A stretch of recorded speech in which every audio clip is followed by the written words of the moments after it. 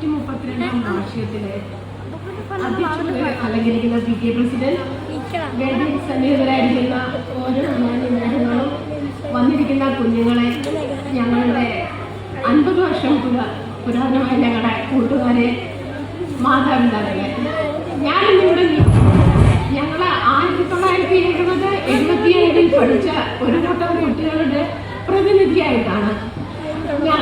അതിൽ കുറച്ചുപേര് മാത്രം ഇവിടെ വന്നിട്ടുണ്ട്.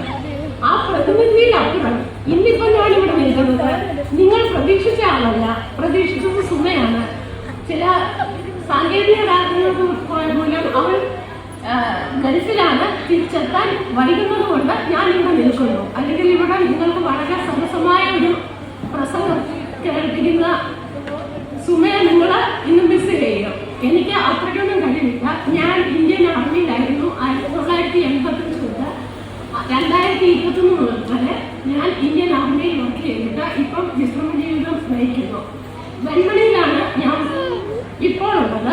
ഞാൻ ഇവിടെ കുന്നുവൽ പഞ്ചായത്ത് ഓഫീസിനടുത്ത് ആണ് എൻ്റെ സ്വന്തം വീട്. എന്നെ അറിയാൻ വയ്യാത്തവരുണ്ടെന്നുള്ളത് കൊണ്ട് മാത്രം ഞാൻ ഇത്രയും പറഞ്ഞാണ്. ഇന്നിവിടെ നടക്കുന്നത് 132ാമത് വാർഷികം. ഒരു വാർഷികം എന്ന് പറഞ്ഞാൽ എന്താണ് ആർക്കെങ്കിലും പറയാമോ?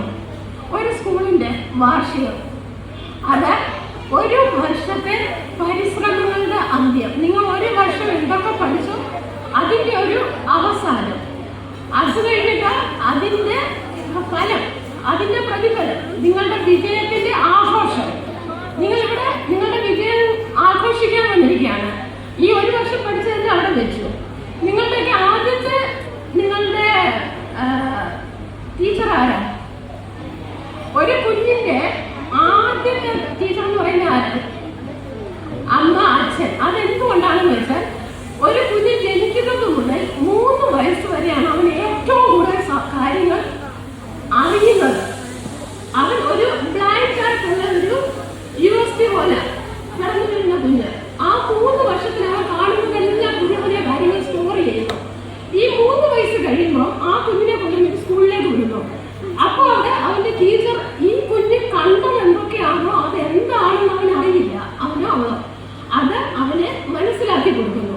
പിന്നെ അവിടെ ടീച്ചർ ഏറ്റെടുക്കുകയാണ്. അവിടെ ഒരു ഗവൺമെന്റ് സ്കൂളിനെ പറ്റി എനിക്ക് അറിയാം. എന്താണെന്ന് വെച്ചാൽ ഞാൻ എൻ്റെ കൊച്ചുമകളെ ഇപ്പോൾ ഒരു ഗവൺമെന്റ് സ്കൂളിലാണ് ഇരിക്കുന്നത്. അപ്പൊ പലരും എന്നോട് ചോദിച്ചു എന്തുകൊണ്ടെന്ന്. പക്ഷെ അവിടെ വിട്ടാല് കുട്ടികളുടെ വ്യക്തിത്വം വികസിക്കത്തുള്ളൂ. കാരണം ഒരു എയ്ഡഡ് സ്കൂളിൽ വിട്ട് കഴിയുമ്പോൾ രാവിലെ കൊച്ചുങ്ങൾക്ക് കെട്ടാൻ പറ്റാത്ത ഒരു ടൈയും ഒരു ഷൂവും ഒരു ബോക്സും കുറെ ഹോംവർക്കുമായിട്ട് കുട്ടികളെ വിടും. ആ പുസ്തകത്തിൽ നിന്നുള്ളതല്ലാതെ അതുങ്ങൾക്ക് യാതൊരു വിവരവുമില്ല, മറ്റുള്ളവർക്ക് ഷെയർ ചെയ്യുന്നവരില്ല. ഒരു ഗവൺമെന്റ് സ്കൂളിൽ അടിസ്ഥാനപരമായിട്ട് കുഞ്ഞുങ്ങൾ ഇതെല്ലാം പഠിക്കുന്നു. ഞാൻ അനുഭവത്തിൽ നിന്ന് പറയുന്നതാണ്. ഇപ്പോഴത്തെ ടീച്ചേഴ്സ് എന്ന് പറയുന്നത് അവര് 100% കുഞ്ഞുങ്ങൾക്ക് കൊടുക്കുന്നു. ഞാൻ പറയുന്നത് എല്ലാവരും കുഞ്ഞുങ്ങളെ ഒരു പ്രീ സ്കൂൾ അല്ലെങ്കിൽ ഒരു LP സ്കൂൾ വരെ ഇതുപോലെയുള്ള ഗവൺമെന്റ് സ്കൂളുകളിൽ പഠിച്ചെങ്കിലേ നല്ല പൗരന്മാരെ വാർത്തെടുക്കാൻ പറ്റുന്നുണ്ടെന്ന് തോന്നുന്നത്. കാരണം ഗവൺമെന്റ് ടീച്ചേഴ്സ് വളരെയധികം കഷ്ടപ്പെട്ടാണ് കുഞ്ഞുങ്ങളെ മോൾഡ് ചെയ്തെടുക്കുന്നത്. അതുകൊണ്ട് ഈ ശബ്ദപരിധിയിലുള്ള ആരെങ്കിലും ഉണ്ടെങ്കിൽ കുഞ്ഞുങ്ങളെ ചെറിയ ക്ലാസ്സിലെങ്കിലും ഇതുപോലുള്ള സ്കൂളുകളിലേക്ക് വിടുവാൻ എൻ്റെ ഒരു അപേക്ഷയാണ്. പിന്നെ ഇന്ന് ഞാൻ കൂടുതലായിട്ട് നിങ്ങളെ ഇരുത്തി മുഷിപ്പിക്കുന്നില്ല. നിങ്ങൾ എല്ലാവരും ഒരു 10, 20, 30 വർഷം കഴിയുമ്പോൾ ഇവിടൊക്കെ ഇരിക്കുന്ന നിങ്ങളൊക്കെയാണ്. പൂർവ്വ വിദ്യാർത്ഥിയായിട്ട് അല്ലെങ്കിൽ ഒരു പ്രസിഡന്റായിട്ട് അല്ലെങ്കിൽ അംഗങ്ങളായിട്ട് നിങ്ങളൊക്കെയാണ് ഇരിക്കേണ്ടത്.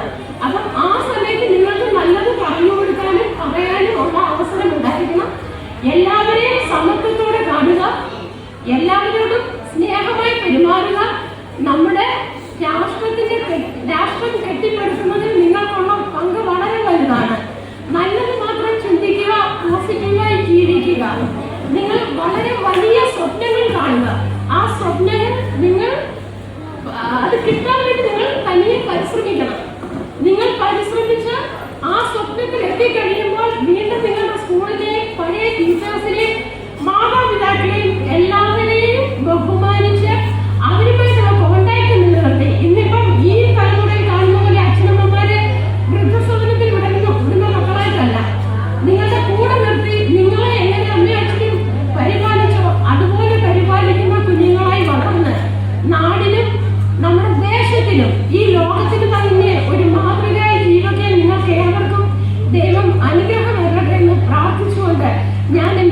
വാക്കുകൾ അവസാനിപ്പിക്കട്ടെ. എന്നെ ഈ വേദിയിലേക്ക് ക്ഷണിച്ച് റൂബി ടീച്ചറിനും മറ്റ് PTA അംഗങ്ങൾക്കും ഉള്ള എൻ്റെ